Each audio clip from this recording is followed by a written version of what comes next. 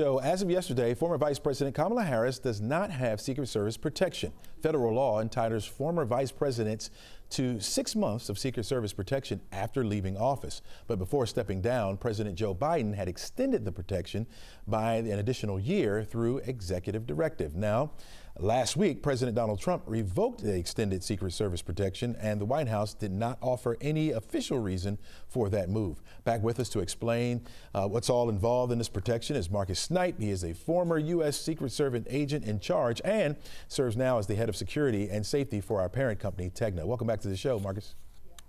Thanks, Chelsea. All right. How unusual is this for a president to revoke the protection that has already been granted by the former vice president?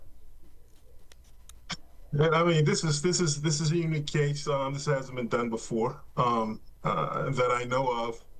However, the Presidential Protection Act gives the president the authority to either extend protection or take it away. Title 18 USC 3056 authorizes the Secret Service to provide that protection for the president and vice president, and gives the vice president 6 months of Secret Service protection after they're out of office. However, with the Presidential Protection Act, the president has the authority to either extend that, or he can or say, hey, look, based on the intelligence or whatever reasons that administration comes up with, they can end that protection service. So, from a security professional standpoint, what are the real-world dangers that are ending with Harris's protection now? Well, here's the thing. Protection in the way the Secret Service does protection and the assets that the Secret Service puts towards a particular, what we call protectee, is based on intelligence, and it's based on what's out there and what's being heard. Interviews, people coming to field offices and giving up information, and just world events. All that goes into this methodology of determining, hey, how vulnerable is this person? Mm-hmm. And that goes into, hey, what assets do we give this person? What assets do they need?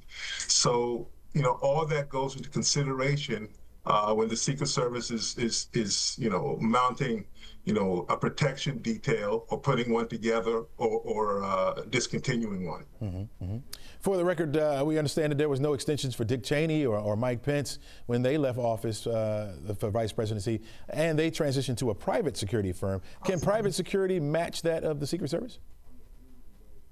No, it can't. The Secret Service, you have to remember, we have a lot of resources. We have the resources from other federal agencies. We have resources from local, county, state law enforcement officials, the intelligence community. Private security doesn't have that access. They don't have that reach.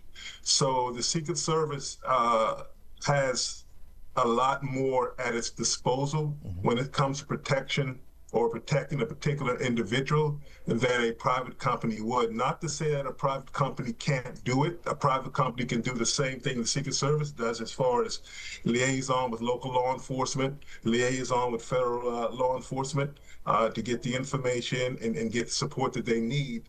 However, it's not as robust as the Secret Service. Gotcha. Say you were hired to set up security for former Vice President Harris. What would you do? How would you hook that up?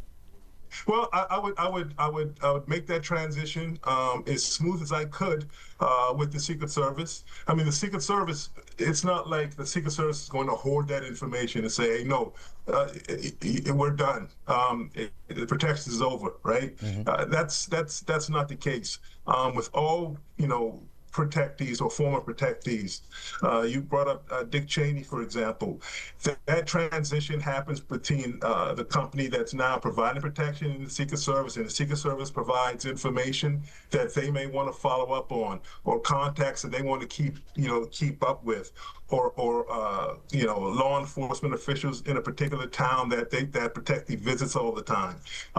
That information is passed on to that security company, and the Secret Service maintains that liaison. It's not like, hey, you get in the car, you close the door, and you drive down the road, and you never hear from the Secret Service again. That's not the way it works.